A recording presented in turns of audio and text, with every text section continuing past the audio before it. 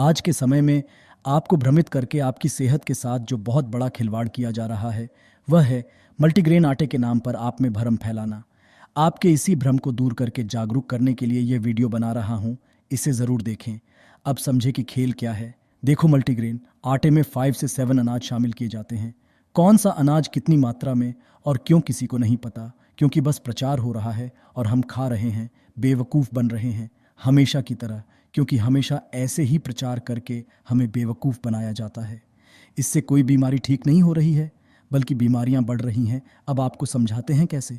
आपको समझने के लिए सबसे पहले प्रकृति को समझना होगा, क्योंकि प्रकृति को भगवान ने बनाया है, यह किसी इंसान ने नहीं। अब देखें, सबसे पहले जाने मौसम के हिसाब से अनाज पैदा होते हैं और मौसम के हिसाब से ही हमारे शरीर को भोजन की आवश्यकता होती है। तो सीधी सी बात है कि मौसम के अनुसार ही भोजन। दूसरा, स्थान के अनुसार, यानी कि जिस इलाके में आप रहते हैं, पहाड़ी इलाके में, समुद्री इलाके में, मैदानी इलाके में या रेतीली जगह पर, उसी के अनुसार आपको भोजन लेना चाहिए। यानी कि वहाँ होने वाले अनाज की मात्रा आपके भोजन में ज़्यादा होनी चाहिए, क्योंकि उसी के हिसाब से अन्न पैदा होते हैं और उसी के हिसाब से हमारे शरीर की ज़रूरत होती है। तीसरा, हमारे शरीर की प्रकृति, हमारे शरीर की तासीर क्या है, हम कौन सी तासीर के हैं, वात पित्त कफ। जो भी हमारे शरीर की प्रकृति है उसी के अनुकूल हमें भोजन लेना चाहिए, प्रचार के अनुकूल नहीं।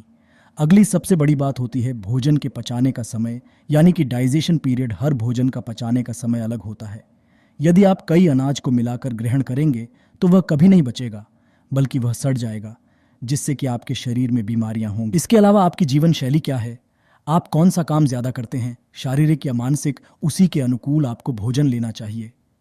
अब आप बताओ कि ये बातें आपको कोई दूसरा या मैं कैसे बता सकता हूँ। ये तो आप ही जान सकते हैं। अब आप बोलेंगे कि हम क्या करें। आप कर सकते हैं और सिर्फ आप ही कर सकते हैं।